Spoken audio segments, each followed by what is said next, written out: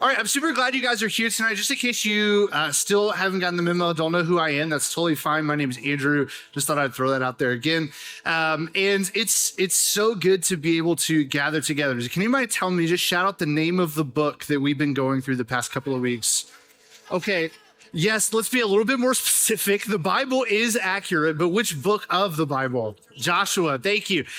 So we get this story in the book of Joshua of the people of Israel coming to the promised land. All right, it's this land that's been promised to God's people, hence the name Promised Land, for a very, very, very long time. And they get there and they have to conquer all of these kingdoms and do all of these things. And at the very end of the book of Joshua, God gives them a command. They've conquered these kingdoms. They've set up this promised land, and God tells them to worship. His response isn't to simply just like enjoy the spoils of the land that they've taken over. His command isn't to now go do whatever you want, but instead his command is, now that you have done this, now that you've stepped into this land that I've prepared for you, the only response that you can have is to worship. And we're looking forward to this worship night in a couple of weeks. And so this is a really timely, talk to be able to engage in of what does true worship look like?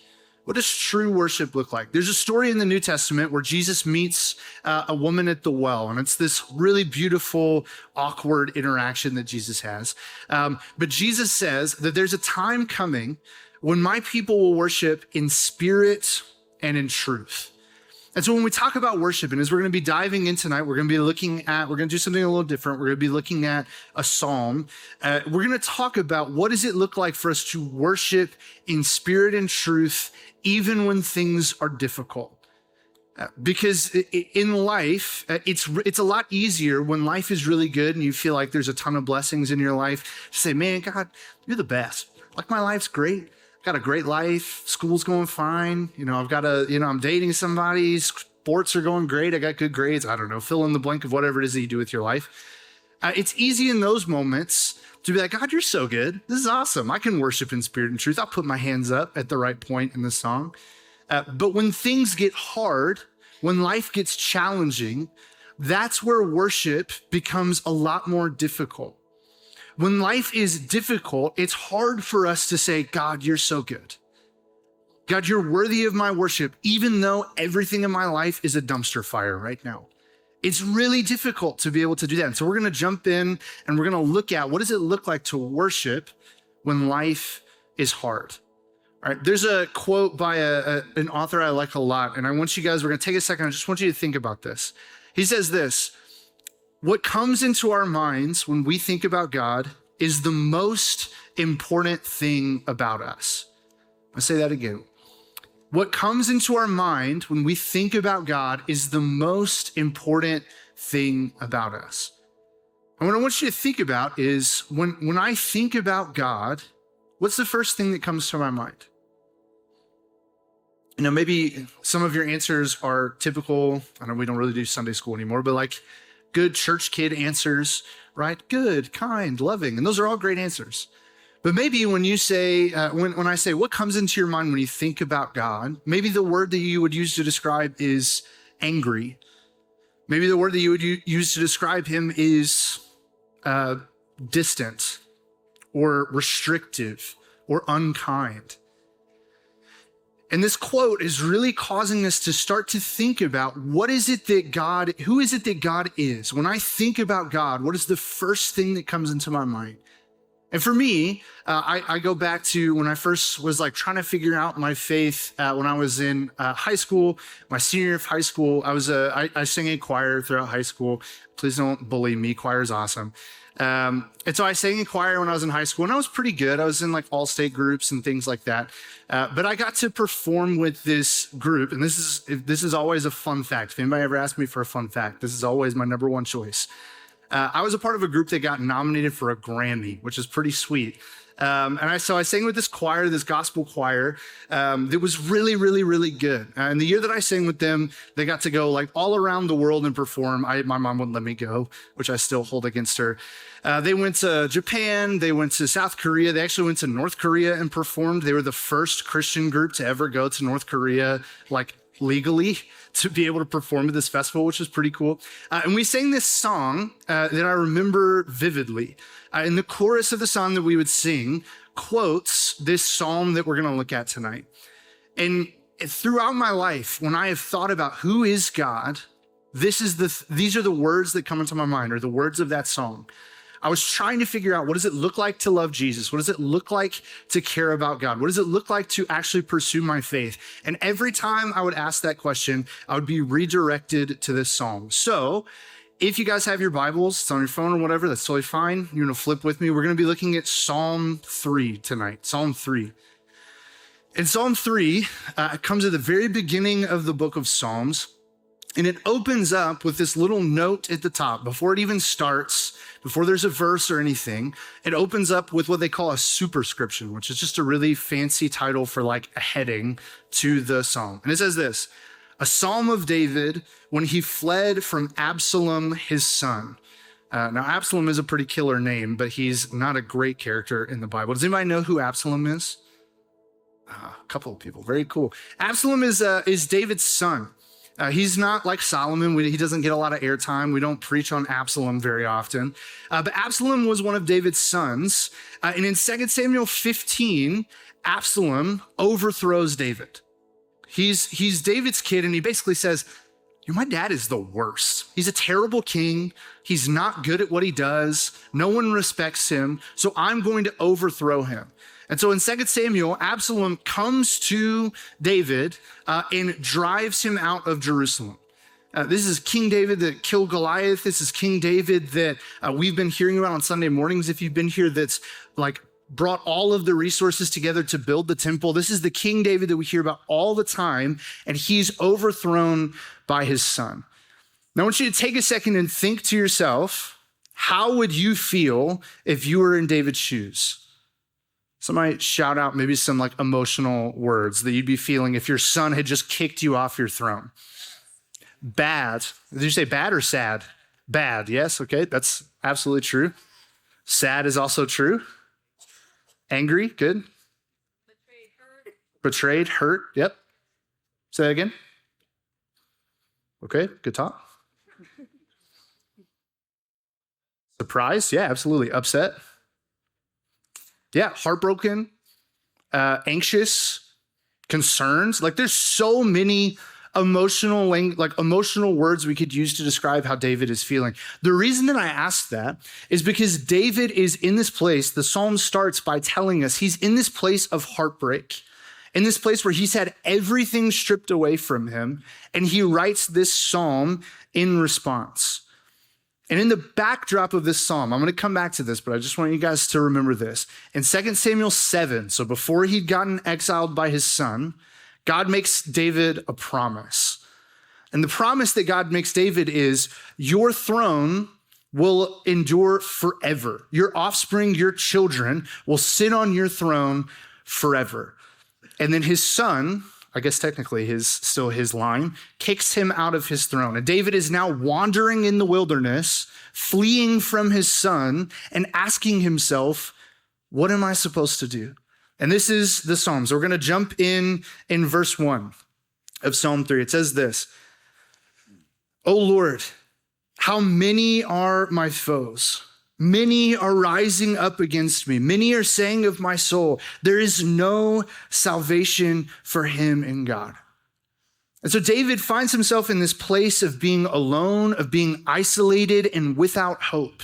And when I use those words, I think that all of you guys probably can remember a time in your life where you have felt those specific things: alone, isolated, hopeless. Again, I can't even count the amount of times in my life I have felt that way. And sometimes it was over silly things, and sometimes it was over really difficult things. But I felt alone before.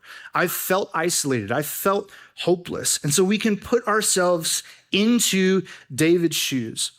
And what makes this even more brutal is the people that David is saying, the people who are saying of David, there's no hope for him, are the very people that a year before that were cheering for him as the greatest king of all time, that were so jazzed about everything that David was doing. And now they're shouting out, there's no hope for this guy. What a loser. He got kicked out of his own throne by his son. And it's in that context that we come to my favorite verse in all of Scripture. In verse 3, David says this about God. But you, O Lord, are a shield about me, my glory and the lifter of my head. David, in the midst of just being like totally kicked out of his own home by his kid and his best friend too, I left that part out. His kid and his best friend kick him out. They send him out and they're chasing him, trying to kill him. There's no hope that David is experiencing, no joy, no happiness, no comfort. And in the midst of that, David's response is to say, God, you are a shield. You are my glory and you're the lifter of my head. So what we're going to do is we're going to go through this just chunk by chunk of this one verse. And we're going to talk about what each of these things mean and how those then fit into our lives. All right, so the first thing we're going to look at is the word Lord. Has anybody ever noticed when you look at your Bible that the word Lord is in all caps? You guys ever notice that? Does anybody know why? Yeah.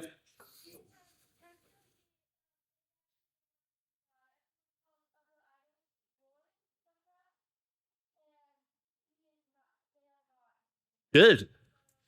Yeah, absolutely. So it's like setting him apart as the one true God. Very good. Does anybody else have any other guesses or any answers? Yeah. Yes. Very good. Have you guys ever heard the word Yahweh before? Yes. Very good. Maybe you sung it in a song or something like that. Yahweh is the name of God that he reveals himself to Moses at the burning bush. In Exodus 3, Moses is basically like, hey, I'm about to go tell these people that we're leaving Egypt. They're going to ask me who sent me. What do you want me to tell them? And God responds to him, tell them I am who I am sent you. And I am who I am is the word Yahweh. Okay. In Hebrew, they would always take the vowels out because they felt like it was disrespectful to fully write out the name. And when we get into Psalm 3, when he says, but you, O Lord, that word Lord there is Yahweh. And the reason that's important, that may sound boring, okay, it's not gonna be a language lesson, but the reason that that's significant is because David in that moment is using God's covenant name, the name that God gives as a seal of his promise. And so the reason that he's saying, you, Yahweh, is because he's reminding himself and the people around him who are hearing him write this, you are the God who makes promises and you are the God who doesn't break your word.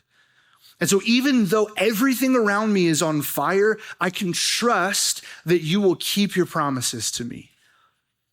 Even at just the beginning of his cry of hope, he's telling us something about who God is, that God is faithful, that God is always one who keeps his word, that God is always one who keeps his promises. And so for us, as we engage in life, we can remember that God is always faithful.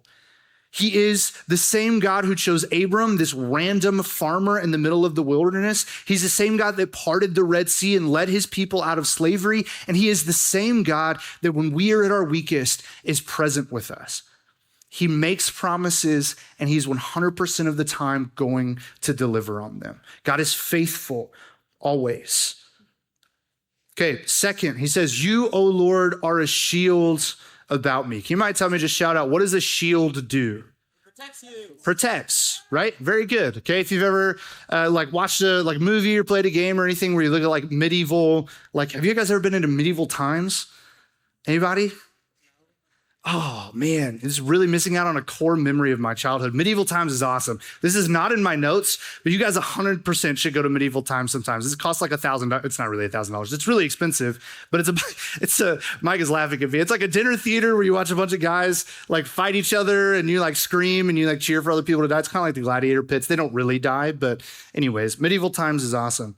Tough crowd. All right, you guys should go. But a shield is something that protects. A shield is something that keeps us from danger. Now, what I love about David saying, you, O Lord, are a shield about me, is that it's so deeply ironic on face value. David has just been kicked out of his home. That's like saying you've been somebody storms into your house, kicks you and your family out of their house, and they are now living in your house. And you say, you, God, are my alarm system. Well, your alarm system didn't work very well. You just got kicked out of your house. Okay. But David is saying, you, O Lord, are a shield about me. Anyone who's listening to this would be like, that's bonkers, David. That doesn't make any sense. You just got absolutely torched by your son and best friend. You're now running from your kid in the wilderness with no protection. What are you talking about? God is a shield about you. And I think David does this on purpose. He's drawing on a tradition of talking about God as our protector. He says this in Psalm 20, some men trust in chariots, some in horses, but we trust in the name of the Lord our God. What he's saying is not that nothing is ever going to happen to him because God is protecting him. It's clearly the opposite of that. But what he is saying is no matter what you do to me, God is always going to protect me in the way that matters. That's a hard truth for us to come to. We don't want discomfort. We don't want suffering. We don't want hard things to happen. And so when they do happen, we come to God and we say, God, I thought you were a shield. I thought you were there to protect me. Why is this going on in my life? And David is in the exact same place.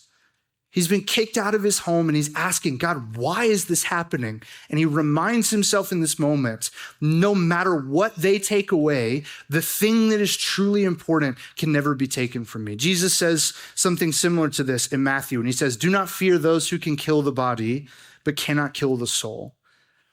David is drawing on this deep truth that God protects the hearts. God protects his people from falling from him, from turning away from him.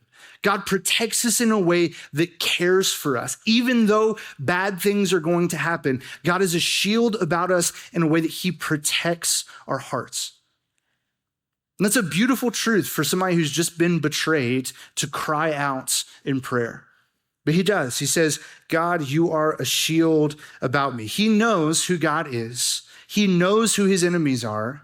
And so then the logical next step is, what reason do I have to fear? You can't do anything to me. There's nothing you can do to me in this life that is going to pull me away from the God who makes promises and the God who keeps them. That's what David is saying. So the question for you tonight is this. What are the things that are going on in your life that are causing you to doubt God's promises?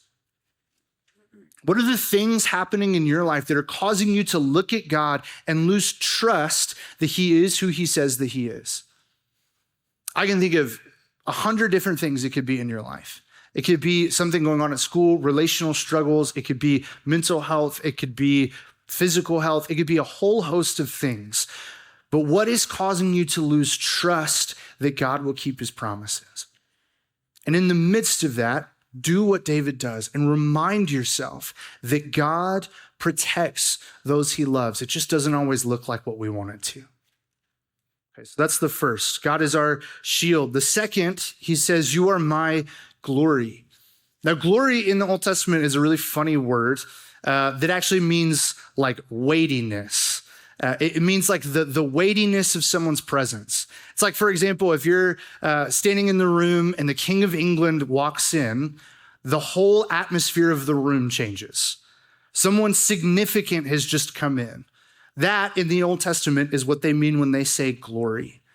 And so David is saying, God, you are my glory. But again, super ironic. David was just living in a throne room, had servants, had armies, could do anything that he wanted to, for good or for bad. He had all of the glory, all of the weightiness that he could ever want, and it's all just been stripped from him. So what does he mean when he says, my glory? Well, what he means is that nothing else in our life dictates our worth. Nothing else in our life can say what our worth is outside of who God is. And so the question for you is really simple. Where am I placing my value? David's value before this probably was in the fact that he was a king, had a pretty baller house, had armies that he could call on at any time. He could go do whatever he wanted to do. That probably was his worth. But when that gets stripped away, David is reminded, my worth isn't in those things. Instead, it's in the Lord alone. And so for you guys, the question is, what are you placing your self-worth in? Is it relationships? Is it grades? Is it having a good time? Is it feeling a certain way, doing a certain thing, being with a certain person? Is it fill in the blank? What is causing you, what are you placing your value in? And let me give you this difficult but encouraging truth, I think, tonight. If you're placing your value, your worth in anything other than Jesus, it is going to be stripped away every single time. When I was in high school, I was, again, don't make fun of me. I played tennis in high school. Daniel's just been waiting for an opportunity to get back at me because I've been relentlessly making fun of his mustache. Sorry. His mustache is fire, bro. That's what they said. The middle schoolers love it, Daniel.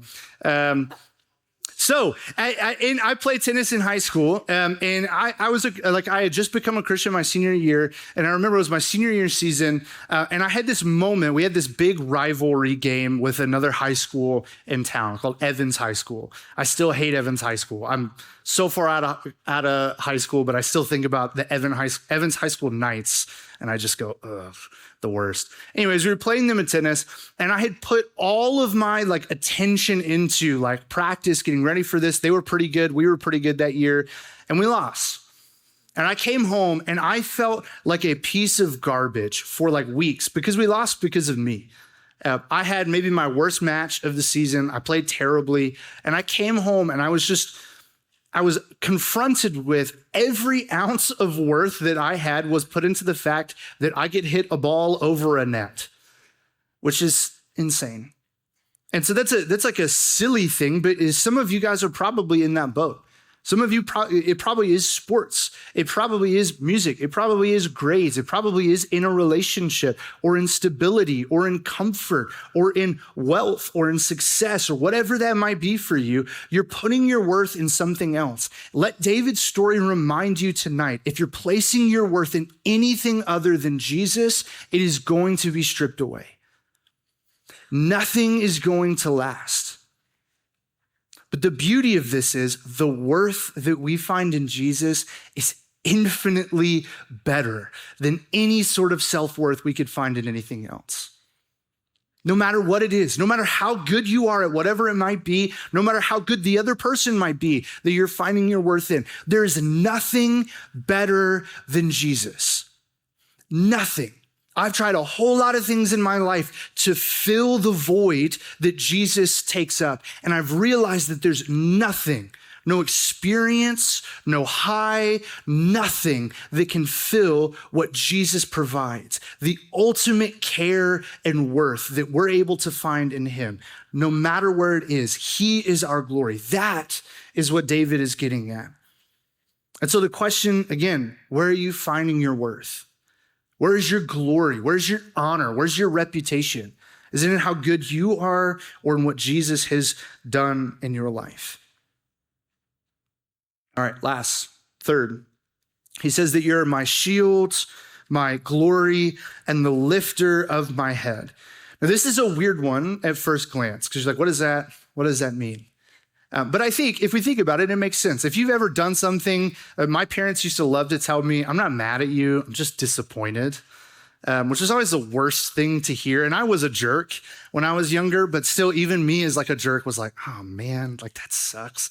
And so my head would drop. That's the feeling that David has, this feeling of shame, where life has gotten so brutal that his head is hung down in shame. And God enters into this and he says, I am the lifter of your head. I remember one year when I was in middle school, I got a gas-powered, it's kind of like a moped, but a little bit less intense. Do you guys know what a moped is? Back in the old days, it's not like a horse and buggy. Like it's got like an engine, and it's like a scooter, but it's like gas powered, and it can go pretty fast. At least I remember going really fast. It probably didn't go fast at all. But I got this like little scooter, and I would ride it all around. I grew up in the middle of nowhere. Like I grew up in a trailer in the middle of a field. And so I would go like leave, get on this scooter, and I'd go ride it around. And there's a part in front of my house that had a ton of holes in it, like in the grounds. And you couldn't really see it because the grass is the green stuff that grows out of the ground, if you guys don't know what grass is. Yeah, see, that was a good one. One day you're going to actually laugh at my jokes instead of like pity laughing or heckling me, but we'll get there eventually. I took my scooter out and I was like riding it around, and my mom had always told me, don't drive over that field. Like, don't drive over this part of the field. If you do, you're going to hurt yourself. And I was like, Moms, I got this. Like, there's no danger here. And I tightened my helmet. I had one of the cheesy like bucket helmets. Tighten my helmet, rev my little scooter engine a couple times, and I take off. Exactly. I take off across the field. And I'm doing great. It feels like I'm doing like supercross, like going over all of these bumps. And then eventually I feel the front wheel of my scooter sink down into a hole. And there's this brief moment of going, uh-oh. And I catapult off of the scooter over the handlebars. Now, in my memory, I think back on this and I feel like I flew 55 feet. Like in my memory, I like got launched to the moon off this scooter. In reality, I probably went like 5 feet, but in my brain, I was like, this is awful. I'm gonna die. And so I like fall to the ground, and I end up breaking my hands, falling off of this scooter because of this. And so I did what any respectable middle school boy would do, and I start screaming and I start crying, and I run inside to find my mom. And so I'm like crying, and it's the type of crying, you know, where it's like you can't really speak, and it's like and so I'm like hyperventilating. I run inside, and my mom comes up to me. She's the best, and she's trying to figure out what's happening. She's like, Andrew, what is going on? What is wrong with you? I'm like, I can't. It hurts so bad. And I'm like, snot is coming out of my nose, and it's terrible. And eventually, she does something because I'm freaking out, hyperventilating, looking all over the place. And eventually, she just grabs my face and makes me look at her in the eyes and says, you're okay. Tell me what happened. And like that, I like started to calm down. I started to realize I was okay. I was somewhere where there's someone here who cares for me, and I'm going to be all right. This is the picture that David paints here of who God is. This is incredible. This moment that David comes to God so ashamed. He has just been kicked out of his kingdom by his own son, and he comes to God ashamed, and he says that God lifts his head. This is the affection, not of a God who is angry or distant, but the affection of a parent who cares deeply for someone who is hurting. This is the most beautiful picture of God outside of the cross of Jesus that I could ever imagine, is God gently lifting David's head. No matter what it is that you are going through, this is who God is for you. Full stop. There's no ifs, there's no ands, there's no buts about this. This is who God is. Suffering in your life, God lifts our heads. Sin that we're struggling with, that we keep going back to over and over and over again, and we feel like we can't rip ourselves out of this cycle of sin and guilt and shame, God lifts our heads. Anxiety, God lifts our heads. Depression, God lifts our heads so that we can look at him in the eyes to know we are okay. This is who God is. A couple years later, my senior year of high school, I finally got my dream car, which was my dad's truck. He drove a 2001 Toyota Tacoma, which is an absolutely incredible car. If you don't drive yet, it's a 2001 Toyota Tacoma is incredible. It had like 280,000 miles on it, and that thing would have gone for another 500,000 miles. It was incredible. So I get this truck. I'm super excited about it, and I'm working as an employee at the Masters Golf Tournament. You guys know the Masters Golf Tournament? That gets claps. My jokes don't get claps, but the Masters get claps. Come on. So I'm working at the Masters Golf Tournament, and I've got to be on the course at like 4:30 a.m. because we've got to be in our places before any of the spectators get there. So I lived about an hour away. So I'm having to leave my house at about 3:00 in the morning to get there, work an 18-hour day, come home, sleep for a couple hours, and then go back. So I get up, I'm leaving, I'm running a little bit late, so I'm driving probably a little bit faster than I ought to, and it's raining a little bit, and I kind of start to doze off. And I hit my truck drifts off the side of a road, and it hits a patch of grass on the side. I start to fishtail, I overcorrect, and I flip my truck. Yeah, it was really sad. I actually cartwheeled my truck. I traveled like 75, 100 feet, something like that. Maybe it was more than that. I honestly have no idea. I cartwheeled, they could tell me that I cartwheeled my truck like 5 or 6 times. So I'm like going like this through the air. I was going this way and I ended up on the side, driver's side down on the other side of the road, facing the way I had traveled from. I blacked out for like 7 minutes. There's still like 7 to 10 minutes of my life I don't remember at all. And when I came to, this is honestly really terrifying. I was standing in the middle of the street, just like this, which is really scary and creepy. If you had driven by, it would have been horrible. But I came to and started looking around. I'm in the middle. It's dark outside. I'm in the middle of the street, 10 minutes from my house. So you want to guess who my first phone call was to? My mom. Because I remembered in that moment how she had responded to me when I had been hurt. And I was hurting more than I was covered in blood. I thought I was dying. I actually wasn't. I just had glass in my hands, and your hands bleed a lot. So I was freaking out. And I didn't call the police. I didn't call anybody else. I called my mom. And her first question was, "Are you okay?" And I said, "No, I'm not." And she said, "I'll be right there." And she got there before the cops did. She was there with me the whole time. And the thing that gets me every time, she did the exact same thing.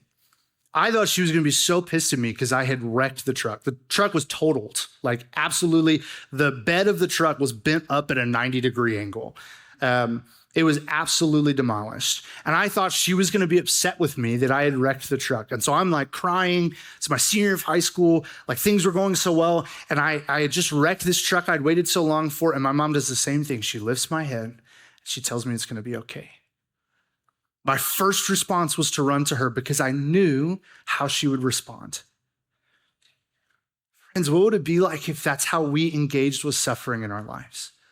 Where we could say, "God, I know you've been faithful over and over and over and over again. And so my first response is to run to you. No matter what it is, no matter how big, no matter how small, that our response is to come to God and to say, "God, please help. I'm so ashamed. I'm so hurt. I'm so broken. I'm so sad. I'm so anxious." Whatever it is, what if that was our first response? Was to run to God. And I think as we finish up talking through this, as we look at David's response, we get the benefit of being on this side of history where we're after Jesus. And we can look back at Jesus's life and ask ourselves some questions.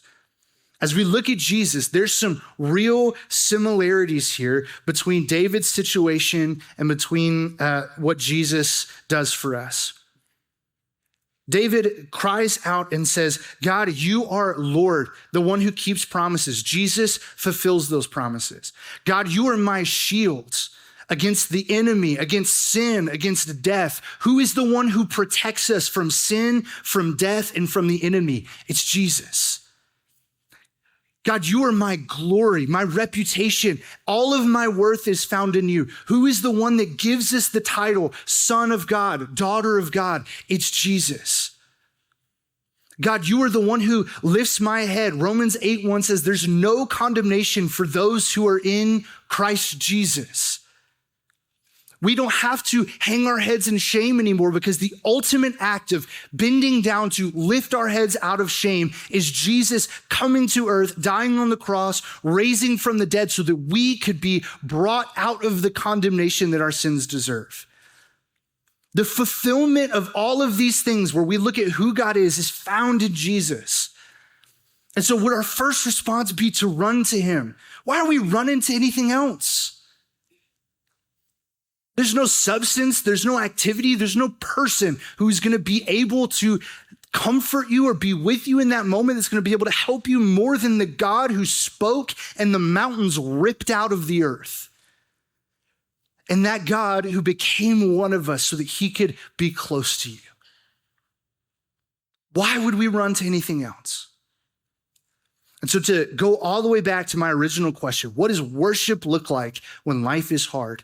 This is it. We run to Jesus.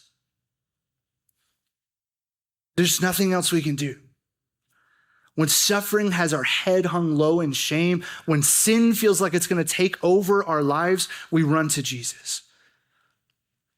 He's the only one that can do anything for us. We run to Jesus. I don't have any catchy applications of how to apply this to your life. I might have written some on the paper. Here's what I want you to hear. How do you apply all of this to your life? Stop running to other things. Stop. It doesn't work. I'm saying this to myself. Stop running to other things. Stop turning to other people first. Stop turning to substances. Stop turning to your phones. Stop turning to isolation. Stop turning to anything other than running to Jesus. Like I called my mom after that wreck and said, I just need you to be here. That's our response. That's the application for us. Run to Jesus. There's nothing in your life that he hasn't seen before and that he hasn't forgiven before. There's no suffering in your life that he hasn't redeemed before. There's no experience that you're going through that Jesus has not walked through with someone else. He is there for you and he is begging of you, come to me. All who are weary and heavy laden, come to me and I will give you rest. That's what worship looks like. I mean, I'm so thankful that we have a great worship team. I'm so thankful that we're able to join together and be able to worship that way. But if you ask me what true worship looks like, I wouldn't say lights. I wouldn't say guitar. I wouldn't say singing. I would say utter dependence on God. This is just how we show it. This is great, but it's not primarily what worship is. Worship is a chance for us to show, God, I'm so dependent on you. I can't do any of this on my own. And that's David's cry here. And so what I would encourage you with tonight, cry out with David, God, you are my shield. You're the one who keeps your promises. You are my glory. You are the lifter of my head. Let's pray. God, life so often is so difficult. We get to a place, I am in a place so often where I look around at everything around me and I feel like I'm drowning. Where I'm struggling with a sin, where I'm dealing with suffering, where I feel ashamed because of something I've done or something that's happening to me. And then I have to pause and remember who you are. God, would you cause us tonight to pause and to remember who you are? God, you are not distant. You are not far from us. You don't look on us like we're some petulant kids who just deserve whatever is coming to us. God, you look at us with the care and the compassion of a parent who sees their child hurting and runs to them to lift their heads. God, would you do that for us tonight? Would you help us to lean into your redemption tonight, that you step into our lives and you lift our heads? That our worth isn't found in anything in this world, but our worth is found only in you. God, that our safety isn't a matter of the circumstances in our life, but that our protection is found in the fact that there's no one who can rip us from your hands. No height, nor depth, nor anything in this world could ever tear us apart from the love that you have for us. God, would you remind us of that? And as we struggle and as we suffer and as we try and figure out what does it look like to worship when life is difficult, God, would you remind us to turn and run to you? Not anything or anyone else, but to run to you, knowing that you will give us rest. God, we love you. And we thank you for all that you do for us. God, for the students here tonight, God, would you give them the motivation, the desire to run to you? God, I know that there's some in here tonight who don't know you, who aren't in a relationship with you. Jesus, would you draw them to you? Would you open their eyes to see the love and the compassion that you have for them? God, for those who do know you, God, would you help them to learn what it looks like to worship when life gets hard, to run into your arms? Jesus, we love you. We ask all this in your name. Amen.